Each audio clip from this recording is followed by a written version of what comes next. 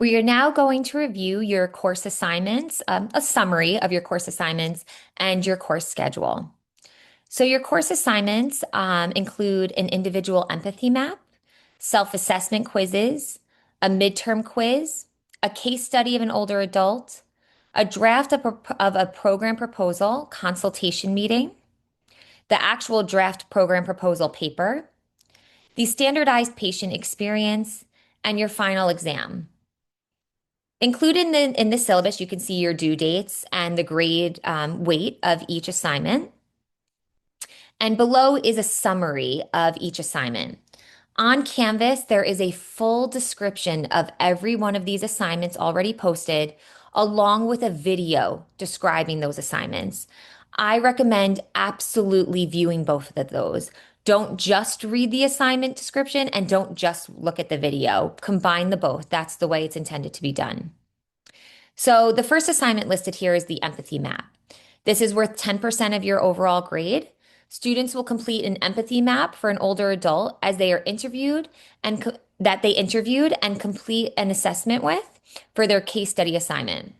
Students will demonstrate their ability to empathize with an older adult through portraying what the older adult thinks, feels, does, and says. The empathy map assignment will then be applied to an in-class workshop on creating an empathy map for the older adult population. Intervention and program proposal ideas will stem from this empathy map exercise. Honestly, this is one of my favorite assignments throughout the entire two older adult courses. I think there's so many aha moments when you make an empathy map. So I will describe this in further detail. Of course, it's already posted on Canvas, but also as we get closer to this assignment date during the semester. The self-assessment quizzes, this is worth 10, all of them together, I believe there's three, are worth 10% of your overall grade. Students' knowledge, understanding, and application of course topics will be evaluated with self-assessment quizzes throughout the course. Dates for those self-assessment quizzes are listed on the course calendar. The midterm quiz is worth 10% of your overall grade. Students' understanding of course content will be measured through their performance on a quiz at approximately mid-semester.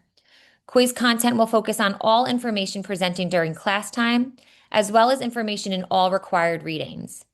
Students are expected to take the quiz during outline scheduled time as reflected in the course calendar. The case study of an older adult assignment. This is a large assignment. This is worth 30% of your overall grade. Students will perform an occupational profile and evaluation with an older adult. Students may choose to focus on balance, falls, cognition, ADLs, IADLs, leisure, etc. Students may also choose which assessment tool to utilize, in which you'll be learning about all the different assessment tools in class. The assessment should include an occupational profile of the older adult in order to understand the needs, concerns, strengths of the individual. Students will write a paper including the occupational profile, a description of the evaluation process, why they chose the specific evaluation, scoring, and functional implications of the results of the assessment, and potential interventions to be utilized. Students will explain potential interventions that can be utilized to address the concerns of that specific older adult. These should be supported by evidence-based research articles that must be provided. The draft program proposal consultation meeting. So this is worth 0% of your grade. However, it is mandatory. Students are required to schedule a 20-minute meeting with Dr. Mahoney to discuss their plan for the draft of the program proposal assignment. Students will be provided with choices from dates and times that they can sign up for prior to the start of the semester. That's already listed on the Canvas calendar. Please see the course schedule for specific dates of these consultations. The purpose of this meeting is I don't want you to get to the next assignment, that's the draft program proposal, with an idea that's not pretty solid. You're going to have to come up with a concept based on your needs assessment and your focus group from the fieldwork visits of what can this population and this specific site, these specific participants, what can they benefit from and why? So I just don't want, sometimes there's groups that come up with an idea and I'm like, oh, I do know that site. I don't know how that's going to actually work there. or the students kind of misfocus that their group is a hybrid group. So maybe exercise isn't appropriate because they can't monitor the person if they're over the computer with them. How are they going to make sure they're safe? How are they going to guard them? So little things like that are picked up during the consultation meetings, and students find them really beneficial. So they're just 20 minutes where you come prepared to discuss your ideas. The draft program proposal is worth 15% of your grade. This is the start to your big assignments in the fall. Students will be assigned placements in varied agencies and programs for older adults. Those are your Fieldwork 1 assignments for older adults. The fieldwork experience is an integral part of this 2 semester sequence course. Students will be there 2 days this semester in the summer to perform an agency needs assessment and begin the program planning. Based on their observations and data gathering, students will design a program to be implemented in the fall semester. So these are actual programs that you are going to be leading at your fieldwork sites in the fall. And that can sound like a huge undertaking, like, oh my goodness, we're students. How are we going to do this?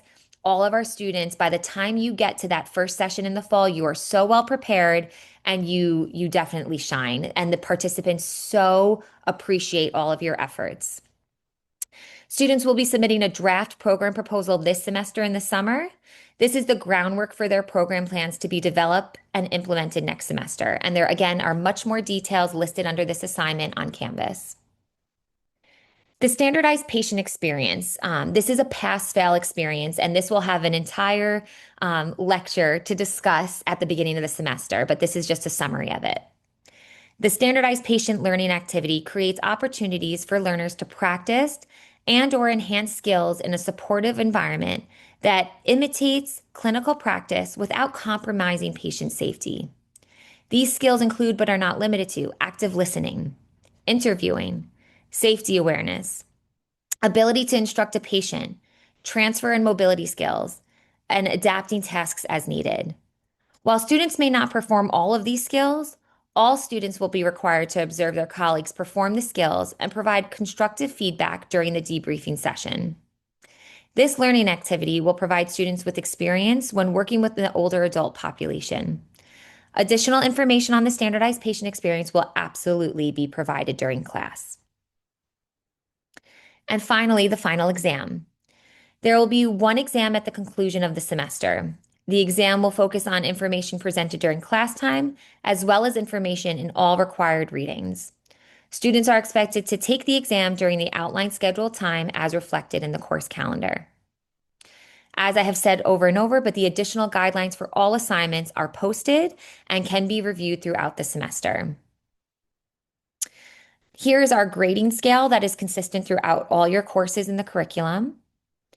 And next is your course schedule. It is extremely detailed and is dynamic. So it could change based on what's happening in the classroom during a specific day. So I try really hard not to cut off a really meaningful discussion that students might be having, even if that means that one of the lectures has to get pushed back or something has to be posted instead of verbally said to you in class. So I really try to keep this schedule organized, but also flexible. I'm not going to go through every single day that's listed here. As you can see, I have color coded it. So the asynchronous lectures are in purple. And this, like on the first day, is the asynchronous lecture where you should be reviewing this video, the syllabus, and then another lecture to set you up for what you're coming to learn in person in the lab in the afternoon. Your assignments with due dates are specifically listed on here. I'm trying to see if there's any other big things. If there is a guest lecture, like here for service delivery and models, it is listed. You can see that I have included your community-based program development and grant writing courses because they are embedded throughout the semester. That's the way it made the most sense for these two courses to coexist. So those will be listed on here as well. Let's see. Um, I have spoken to you at length via email about these community work times. So if you still have questions about how that actually works and how that can be flexible, please reach out and we could talk more about it. And I think that might be all the standouts. This is one more, the synchronous Zoom. That's our only synchronous Zoom lecture as of now, meaning that Dr. Rashanan is going to be speaking to you live just via Zoom. I think that's the only one of this semester like that. The consultation meeting slots are listed there. And here is when you're going to be practicing for your standardized patient experience. So I have already actually listed your groups on Canvas. So if you're in group one, you're only required to be there from 1 o'clock to 1:40. Same thing for group two, same thing for group three on those specified times. And then from 3 to 4 o'clock is open practice time. This was made this way really based on student feedback from last year that they wish that they had um, less people in the lab when they were practicing for their specific standardized patient. So by doing it this way, there should only be anywhere between 14 and 16 students in the lab instead of 40, 45 students in the lab. Okay. All right. So please, if you have any questions about this schedule, please reach out, or any questions about the assignments, we can continue to go over in class. And I'm sure if you have the question, you are not alone. I'm sure somebody else also has the question. Thank you.